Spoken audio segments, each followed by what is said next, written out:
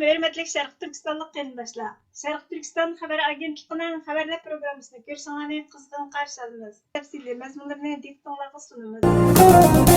Xitay gündəlik gazeti China Daily'nin 25 mart günüdəki xəbərdə aytilishicha, atalmış Şinjan Uyğur Avtonom Rayonluq Xalq Hökuməti Pəşənbə günü Çinlin ayəsinin qurulğanlığını e'lon qilgan. Qashqar viloyati boshquradigan bu nahiyaning qurilishi Xitoy Kompartiyasi Markaziy komiteti va Davlat ishlari kengashi tomonidan tasdiqlangan bo'lib, Jillining nahiya markazi Shinhua bozori deyilgan. Sharq Turkiston surgundi hukumati 26 mart kuni Beyjingning ishg'oliyat ostidagi Sharq Turkistonda yangi mustamlaka ma'muriy rayon e'lon qilganligini aybladi. Sharq Turkiston surgundi hukumatining ijtimoiy axborot vositalarida e'lon qilgan bayonotida mundaq deyildi. Sharq Turkiston surgundi hukumati Beyjingning ishg'ol qilgan Sharq Turkistonning Qashqarda bir taraflimlik va qonunsiz holda Chanli nahisini e'lon qilganligini qattiq ayblaydi. Beyjingning Chanli nahisini qurishi qonunsiz mustamlaka bo'ysundirishini ifodalaydi.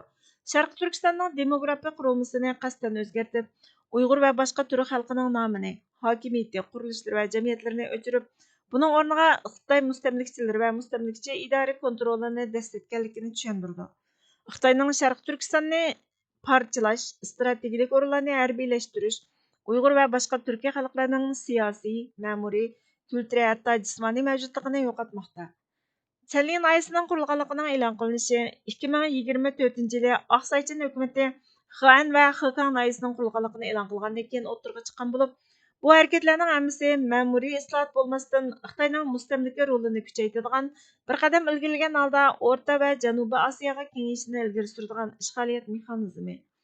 Sharq Turkiston surgundi hukumati hukumatlarni, parlamentlarni, xalqaro qurilishlarni, ommaviy jamiyatlarni Xitoyning mustamlaka harakatini rad qilib, Sharq Turkistonni ishg'ol qilingan zamin deb tunishqa, Xitoyning Sharq Turkistondagi bir qancha 10 yildan beri davomlashib kelayotgan mustamlaka hokimiyatini Uyg'ur, Qirg'iz, Qozoq va boshqa turkiy xalqlar duch kelgan irqiy qirg'inchilik, insoniyatga qarshi jinoyatlarni oxirlashtirishdagi birdan-bir yo'l bo'lgan mustamlakadan qutulish, mustaqillikni to'liq asliga keltirish ko'rishini qo'llashga chaqiriq qiladi. Sharq Turkiston surgundi hukumatining mazkur bayonoti ijtimoiy axborot vositalarida keng turda xabar qilindi. Osiyo xalqaro xabarlar va Tribunal xabar tori 28 mart kuni Sharq Turkiston surgundi hukumatining mazkur bayonotini xabar qilib mundaq dedi. Sharq Turkiston surgundi hukumati Sharq Turkistonning Qashqar viloyatida atalmish Chanli nahiyasining qurulganligiga aloqador eng oxirgi vaziyatni qonundan sirt bir taraflimlik mustamlaka harakati deb qattiq aybladi. Mazkur ayblash Sharq Turkiston surgundi hukumatining tashqi ishlar va bexatarlik ministri Salih Xudoyarning ijtimoiy axborot suhbati X'dagi bayonotida o'rin oldi. Salih Xudoyarning bayonotiga qaraganda, Chanli nahiyasining qurilishi Xitoyning Sharq Turkistonning nupus qurilmasini majburiy yangidan borliqqa keltirish, Uyg'ur va boshqa turk xalqining tarixiy kimligini yo'q qilib o'tish urinishiga vakilat qiladi.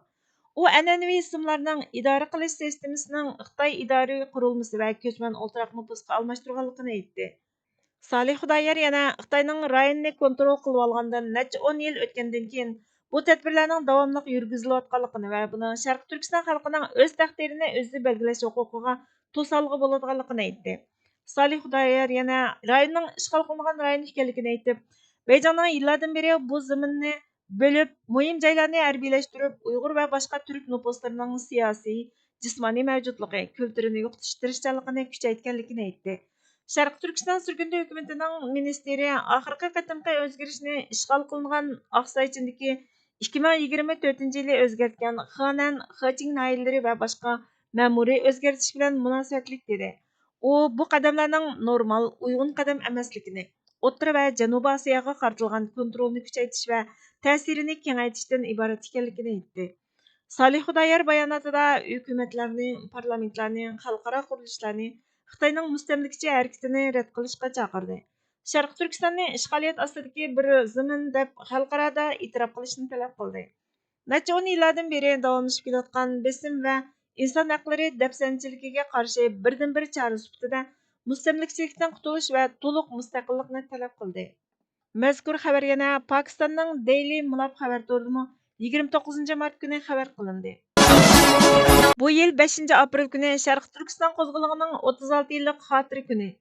1990 yili 5 aprel kuni Sharq Turkiston xalqi barinda Xitoy ishg'oliyatchi hokimiyatining majburiy bola tushirib etish, kulturel va diniy jihatdan ziyonkashlik qilish va mavjudligimizni yo'qotishni maqsad qilgan nupus qurilmasini o'zgartib etish qatorliq irqiy qirg'inchilik, mustamlikachilik siyosatlariga qarshi botirlik bilan qo'zg'olon ko'tardi.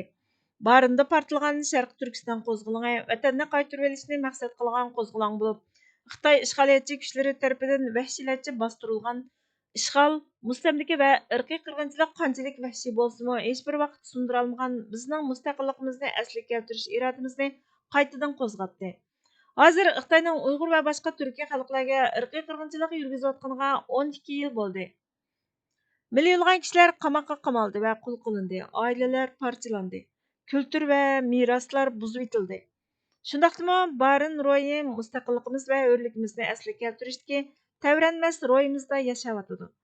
Sharq Turkiston surgunda hukumati, Sharq Turkiston milliy uyg'onish harakati, Sharq Turkistonlik qarindoshlarni Amerikaning poytaxti Washingtondagi Oqsaroyning oldida o'tkazilgan namoyishga qatnashib, Xitoy yurgizayotgan irqiy qirg'inchilik jinoyatining mas'uliyatini surishti qilish, Sharq Turkistonning ishg'ol qilingan davlat ekanligini rasmiy e'tirof qilish, mustamlikachilikdan qutulish, milliy o'z taqdirini o'zi belgilash va Sharq Turkistonning mustaqilligini asliga keltirishni qo'llashni talab qilishga chaqirdi. Namoyish 2026 yili 5 aprel yakshanba kuni soat 1 dan 2 gacha bo'lgan aralıqda o'tkazildi. Darvaqa bu muqaddas jihodimizdagi birdan-bir qarg'a keladigan qurolimiz umumiylik, hamdardlik, g'oyadosh bo'lishdan maydonga kelgan birlik ittifoqimiz bo'lgan edi xolos. Bizlar uzun zamonlardan tortib insoniy marhamat va fazilatlardan mahrum holatda vahshiylarcha boshqarish ostida ezilib keldik. Agar biz asrlikning asorati tufayli qon tomirlarimizga qadar singib ketgan tafriqchilik xohishini, manfaatvozlik zaharlarini umumiylik holda qarindoshlik to'g'risi bilan vujudimizdan talto'kis tozalab chiqarib etmasak, hammamiz bir gavda bo'lib, haqiqiy birlik asosida hoshimizni tepishga jiddiy tutish qilmasak, oqibatimizning xayrlik bo'lishi qandoqmi mumkin bo'lsin? Shu aniqki, Sharq Turkiston xalqining ziyinimi, manfaatlarimi bir nuqtada. Mamlakatning bir parchasiga foyda yoki ziyon yetsa, buning ta'siri bir butun davlatga teng yetadi. Shunga har bir shahar va viloyatning ish va nupuz egalari ko'zi to'ymaganni oz deb nupuzga aldinib, manmanlik, nafsoniyatchilik qilmasligi, o'ttirga xatarlik bo'lgan ittifoqsizlik uruqini chachmasliklari lozim. Chunki hammamizning o'rtaq manfaati buni taqozo qiladi. Agar butkul Sharq Turkiston mamlakati birlik ittifoqlikqa kela olmay, parcha-parcha ushaq bagliklarning shakliga kirib qolsa, o'ttirimizda nifaq va shaxsiy ixtilof ofatlari kuchaydi.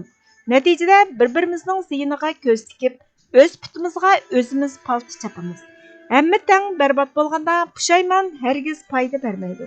Biz birlikka keladiganlar bo'lsak, ziyon bizga hech bir yerdan yuzlanolmaydi. Ixtiloflashib o'tirsak, orqasidan umumyuzlik xaroblik, dahshatlik falokat agishib keladi.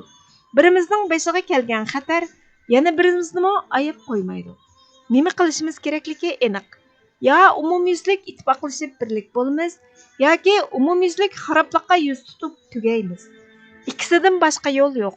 Navoda biz vatanimizning ikkinchi qatimmo dahshatlik oyoq osti bo'lishini, avvalqadimmo battar qulluqlikda vayron bo'lishini, tengirqishini arzu talab qilib olmagan bo'lsak, u chaqda bizga kerakligi faqatla birlik, ittifoqlikdir.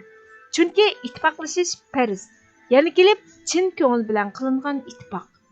Manba Erkin Turkiston gazeti 1933-yili 29-noyabr 15-son Kashgar. Uyg'urchaga ag'dirg'ichi Borxon Muhammad. Bugungi xabarlarimiz bu yerda oxirlashdi. Bizga vaqt ayirganingiz uchun ko'pdan-ko'p rahmat.